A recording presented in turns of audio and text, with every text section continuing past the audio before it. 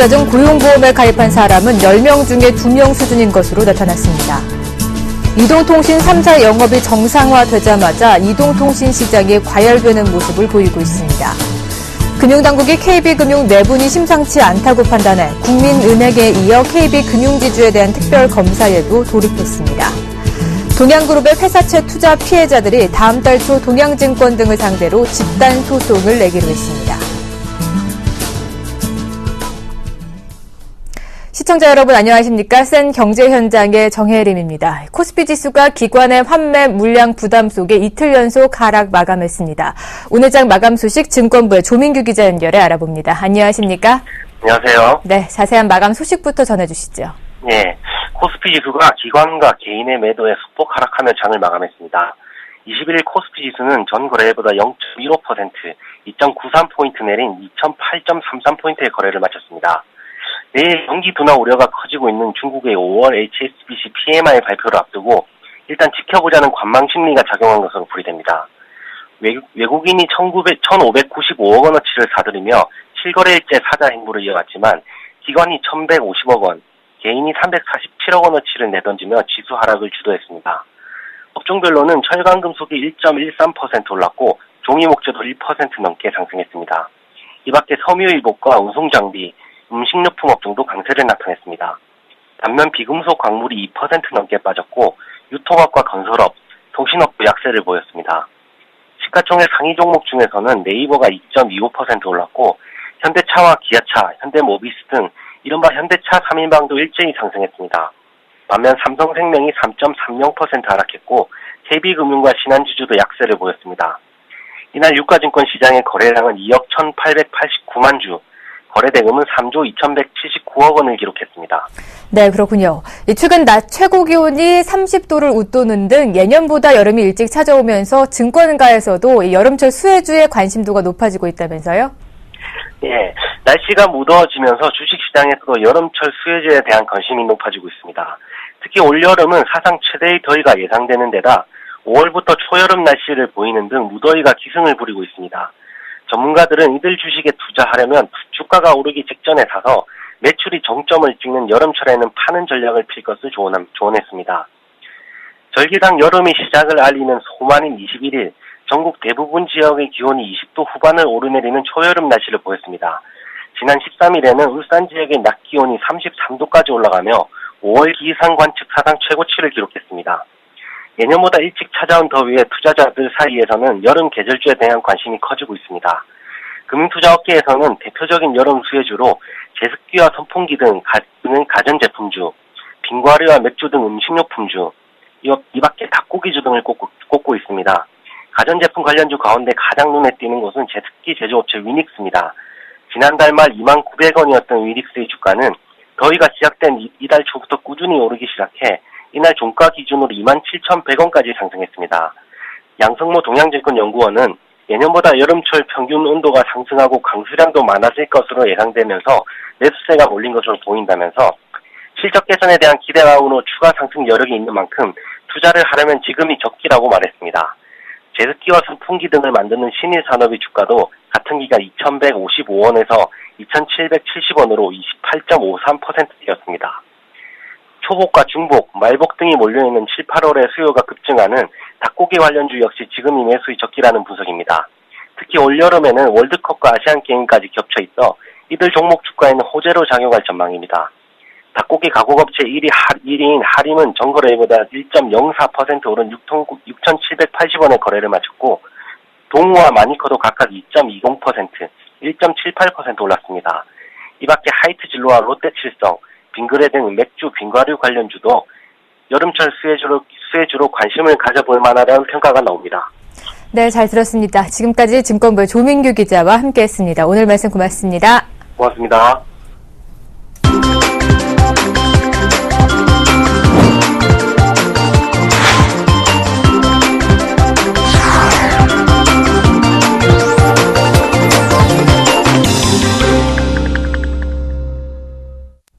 오늘의 주요 뉴스입니다.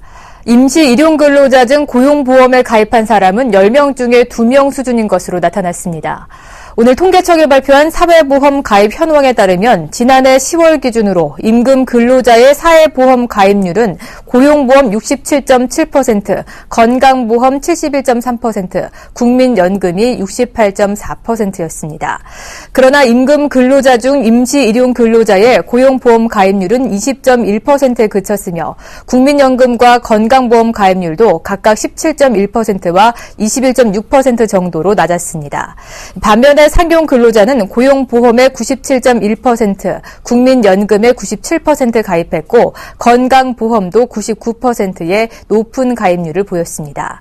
산업별로는 광제조업 부문 사회보험 가입률이 80%를 웃돌며 가장 높았고 단순 노무직이 많은 농림어업 부문 가입률은 10%대로 가장 낮았습니다. 이동통신 3사의 영업이 정상화되자마자 이동통신 시장이 과열되는 모습을 보이고 있습니다. 이통 3사가 총력전을 벌이면서 시장 과열 기준보다 2배가 넘는 번호 이동을 기록한 것입니다. 업계에 따르면 이통 3사가 모두 영업을 재개한 어제 3사 사이의 번호 이동 건수는 57,154건으로 집계됐습니다. 이는 방송통신위원회가 과열 기준으로 삼는 24,000건의 2배를 웃도는 수치입니다. 이 통사 간에 뺏고 빼앗긴 숫자를 제외한 가입자 규모를 보면 SK텔레콤이 1,944건 순증했으며 KT와 LG유플러스는 각각 1,021건, 923건 순감했습니다. 이처럼 이 통사의 영업 재개와 동시에 시장의 과열 모습을 보이는 것은 총 68일간의 지속된 영업 정지 기간에 실적 부진을 만회하기 위해 이 통사들이 대대적인 공세에 나섰기 때문으로 분석됩니다. 금융당국이 KB금융 내분이 심상치 않다고 판단해 국민은행에 이어서 KB금융지주에 대한 특별 검사에도 돌입했습니다. 이와 별도로 국민은행은 지난해부터 발생한 각종 금융사고에 따른 후속 조치로 내달 대규모의 제재를 받습니다. 금융권에 따르면 금융감독원은 국민은행 전산 시스템 교체를 놓고 이사회 갈등이 불거지자 지난 19일 은행 검사국 인력을 투입해 국민은행에 대한 특검에 들어간 데 이어 어제부터는 KB금융지주에 대한 특검도 개시했습니다. 금융당국 관계자는 전산 시스템 교체와 관련해 국민은행에 대해 검사를 하다 보니 KB금융지주와 관련된 부분이 너무 많아 KB금융지주도 같이 검사하기로 했다면서 내부 통제가 제대로 안 된 전형적인 사례로 보인다고 밝혔습니다. 동양그룹의 회사채 투자 피해자들이 다음 달 초 동양증권 등을 상대로 집단 소송을 내기로 했습니다. 오늘 동양 피해자 대책 협의회 등에 따르면 협의회는 법무법인 정률과 함께 증권 관련 집단 소송을 내기로 하고 소송에 참여할 피해자들을 모집하고 있습니다. 협의회는 지난 12일부터 소송 참여자들로부터 소송 위임장과 피해 상품 목록, 잔고 증명서 등 관련 서류를 받았습니다. 예비 등록 결과 2,300여 명이 소송을 함께 하겠다는 의사를 밝혔고 이 가운데 현재까지 300여 명이 서류를 냈습니다. 협의회는 30일까지 서류를 접수하고서 6월 초에 증권 관련 집단 소송을 낼 계획입니다. 소송 대상은 회사채, 기업 어음을 판매한 동양증권과 사기성 상품을 발행한 혐의 등으로 기소된 현재현 동양그룹 회장 등입니다. 공정거래위원회는 기업 활동을 과도하게 제약할 우려가 있는 모범 거래 기준 가이드라인을 대폭 정비하기로 했다고 오늘 밝혔습니다. 공정위는 운영 중인 25개 모범거래 기준 가이드라인이 기업 활동을 과도하게 제약할 우려가 컸다며 18개는 폐지하고 5개는 위법성 심사 지침을 전환하고 2개는 소비자 보호를 위해 법제화했다고 설명했습니다. 폐지된 모범거래 기준 가이드라인은 가맹사업, 연예 매니지먼트 모범거래 기준, 상생협력 계약 체결, 협력 업체 선정 가이드라인 등입니다. 이에 따라 프랜차이즈 편의점과 빵집, 카페, 치킨집의 출점 거리 제한 기준도 폐지됩니다. 네, 뉴스 현장 이어지도록 하겠습니다. 최근 대기업의 R&D 투자가 가파르게 증가하고 있다고 하는데요. 이와 관련된 자세한 소식은 산업부의 양사록 기자 연결해 알아봅니다. 안녕하십니까? 예, 안녕하십니까. 산업부 양사록입니다. 네, 이 대기업들이 R&D 투자에 대거 나서고 있다고 하는데요. 이 소식부터 전해주시죠. 예. 대기업들의 R&D 투자가 계속 빠른 속도로 증가하고 있습니다. 공시에 따르면 지난해 삼성전자의 R&D 투자액은 14조 7,804억 원을 기록했습니다. 국내 기업 가운데 단연 최대 규모입니다. 매출 대비 비중도 6.5%에 이르렀습니다. 삼성전자만이 아닙니다. 경쟁사인 LG전자 역시 지난해 역대 최대 규모인 3조 5,460억 원을 투자했습니다. 지난해에 비해 13%나 증가한 수치입니다. 전자뿐만 아니라 삼성과 LG의 다른 그룹 계열사들도 투자를 큰 폭으로 늘렸습니다. 삼성 디스플레이는 지난해 전년의 2배 수준인 1조 7,170억 원을, LG 디스플레이는 1조 6,747억 원가량을 R&D에 투입하며 단일 기업으로는 각각 4위와 5위를 차지했습니다. 한국 산업의 한 축을 담당하는 자동차 업계도 R&D 투자를 늘리고 있습니다. 현대자동차는 지난해 1조 8,490억 원을 R&D에 투입, 단일 기업으로는 3위를 차지했습니다. 전년 대비 증가율은 13%이며 매출에서 R&D 비용이 차지하는 비중도 2012년 1.9%에서 2013년에는 2.1%로 상승했습니다. 현대자동차 그룹 부품업체인 현대모비스도 지난해 4,240억 원의 R&D 비용을 집행하며 R&D 투자를 전년 대비 18.4% 늘렸습니다. 기아자동차는 전년 대비 10% 늘어난 1조 2,410억 원을 2013년 R&D에 투자했습니다. 네, 이렇게 삼성, LG, 현대, 국내 굴지의 대기업들이 R&D 사업에 투자를 하고 있는데 이렇게 투자가 늘어나고 있는 이유는 어디에 있습니까? 네, R&D 투자가 지속적으로 증가하고 있는 것은 그만큼 기술 혁신의 중요성이 커지고 있기 때문입니다. 국내 기업들이 강점을 가지고 있는 전자업계나 자동차업계는 R&D 투자가 기업의 명운을 가를 정도로 절대적인 역할을 하고 있습니다. 실제로 최근 몇 년간 빠른 속도로 늘어오는 R&D 투자는 국내 업체들에게 세계 최초 타이틀이 붙은 신제품 출시의 영광을 선사하고 있습니다. 삼성전자는 지난해 세계 최초로 3차원 수직 구조 낸드 플래시 메모리 양산을 발표했으며 플렉시블 디스플레이 제품인 갤럭시 라운드도 세계 최초로 출시했습니다. LG전자도 꿈의 화질로 불리는 OLED TV를 지난해 세계 최초로 출시함으로써 R&D 투자를 통한 기술 혁신의 힘을 보여주고 있으며 현대자동차는 최근 세계 최초로 연료 전지차의 양산을 시작했습니다. 네, 그렇다면 앞으로도 이런 R&D 투자가 계속 늘어날 것으로 전망되고 있나요? 어떻게 보고 계십니까? 네, 당분간 R&D 투자가 계속 늘어날 것으로 보입니다. 기업들은 글로벌 경기 침체의 파고를 뛰어넘고 미래 먹거리를 발굴하기 위해선 선제적인 R&D 투자가 필수적이라는 인식하에 꾸준히 R&D 투자를 늘릴 것으로 보입니다. 정부에 따르면 30대 그룹의 연구개발 투자 규모는 전년보다 13.8% 늘어난 29조 4천억 원이 될 전망입니다. 대표적인 기업인 삼성전자가 지난해 R&D 투자 규모를 전년 대비 24.3% 늘리는 등 2년 동안 R&D 투자액을 50%가량 늘린 데 이어 올해 1사분기에도 이미 3조 8,775억 원의 R&D 비용을 집행하며 지난해 같은 기간에 비해 R&D 투자비를 또다시 13.6% 증액했습니다. 이에 따라 삼성전자의 1사분기 매출액 대비 R&D 비용도 역대 최고치인 7.2%를 기록했습니다. 다른 그룹 계열사도 마찬가지입니다. 삼성 SDI는 1사분기 1,129억 원의 R&D 비용을 지출하며 매출액 대비 R&D 투자 비중이 사상 최고치인 9.95%를 기록했습니다. 2년 전인 2012년 5.67%와 비교하면 2년도 채 안 돼 2배 가까이 높아진 것입니다. 삼성 디스플레이 역시 1사분기에 3,729억 원의 R&D 비용을 집행하며 전체 매출에서 R&D가 차지하는 비중이 6.2%를 기록했습니다. 삼성 디스플레이의 매출액 대비 R&D 비중은 2012년 4.3%, 2013년 5.8%로 매년 최고 기록을 뛰어넘고 있습니다. 네, 이렇게 새로운 먹거리 창출을 위해서 대기업들이 R&D 투자에 나서고 있는데 투자하는 만큼 매출로까지 이어졌으면 하는 바람입니다. 오늘 얘기는 여기까지 들어보도록 하죠. 지금까지 산업부의 양사록 기자와 함께했습니다. 오늘 말씀 고맙습니다. 네, 감사합니다.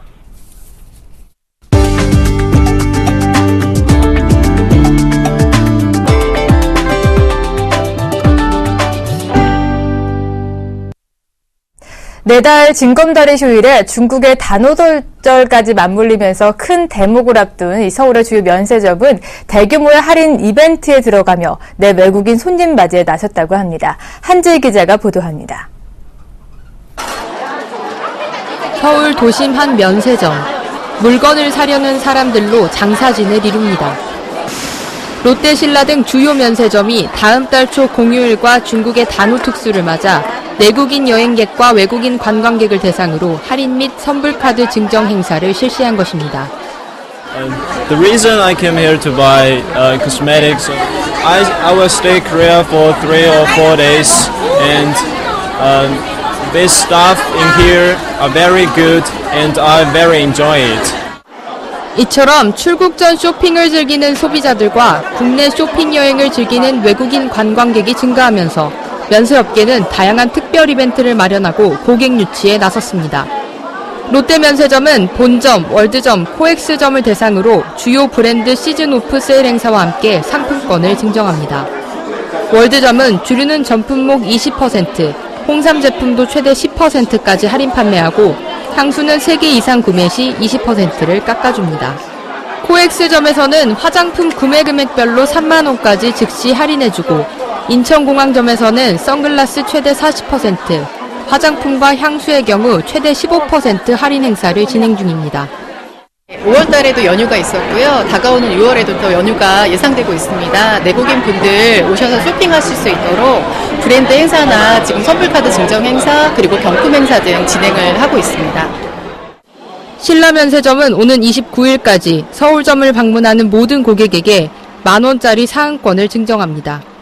또 아침 9시에서 낮 12시 사이나 저녁 7시부터 9시 시간대 구매 고객에게 선불카드를 2배로 증정하는 이벤트도 실시하고 있습니다. 면세점을 찾는 국내외 관광객 수가 증가하고 있는 가운데 다음 달 초 연휴와 중국 단오까지 겹치면서 면세점 업계는 손님 맞이에 분주한 모습을 보이고 있습니다. 서울경제TV 한지입니다. 수입차 업계가 지난 3, 4월 2달 연속으로 판매 실적 최대치를 기록하면서 호황을 맞고 있습니다. 특히 한 대당 가격이 국산 동급 차량의 2배 가까이가 되는 프리미엄 자동차가 성장을 주도하고 있는 것으로 나타나는데요. 정훈규 기자가 취재했습니다. 메르세데스 벤츠의 중형 세단 E클래스 220 CDI입니다. 판매 가격이 6,200만 원으로 국산 중형차의 2배 가까이 되지만 지난달에만 628대가 팔려 월간 판매량 1위에 올랐습니다. 이는 지난 3월 2,532대보다 30.7%, 지난해 같은 달 2,324대보다는 42.4%나 늘어난 수치입니다. E클래스의 선전에 힘입어 벤츠코리아는 지난달 총 3,301대를 판매하며 한국 법인 설립 이후 최대치를 경신했습니다. 지난달 수입차 업계가 월간 판매량 최대치를 기록한 가운데 프리미엄급 수입차의 판매량 증가세가 뚜렷한 것으로 나타났습니다. 한국수입차협회에 따르면 대당 가격이 5천만 원을 넘는 프리미엄 자동차의 월간 판매량은 지난 2월 7,856대에서 지난달 9,119대로 16% 증가했습니다. 지속적인 관세 인하로 인해서 차량 가격의 경쟁력이 좀 많이 생겼다고 판단이 되고요. 그리고 이제 안전 기술이라든지 그다음에 매력적인 디자인 그리고 이제 국내 소비자들이 가장 중요하게 생각하시는 연료 효율성 부분에 있어서 아무래도 좀 우위에 있다 보니까 정통 SUV 브랜드 랜드로버는 지난달에 총 355대를 판매하며 국내 법인 설립 이후 최대 판매 실적을 기록했습니다. 판매량에 가장 큰 영향을 끼친 차종은 디스커버리 4. 판매 가격이 8,290만 원인 고가 차량입니다. 올 1월부터 4월까지 제규어 랜드로버 코리아의 누적 판매량은 총 1,781대로 1,411대가 팔렸던 작년 동기보다 26% 증가했습니다. 프리미엄 브랜드 이미지, 경쟁 모델에 비해 럭셔리한 인테리어, 가격 경쟁력까지 갖춰 꾸준히 판매량이 증가하고 있고 앞으로 이런 추세는 지속될 거라 생각됩니다. 소비심리 위축으로 2분기 성장세 둔화까지 우려되는 상황이지만 프리미엄급 수입 자동차의 판매 고공 행진은 계속되고 있습니다. 서울경제TV 정훈규입니다. 센 경제원정 오늘 준비한 소식은 여기까지입니다. 시청해주신 여러분 고맙습니다.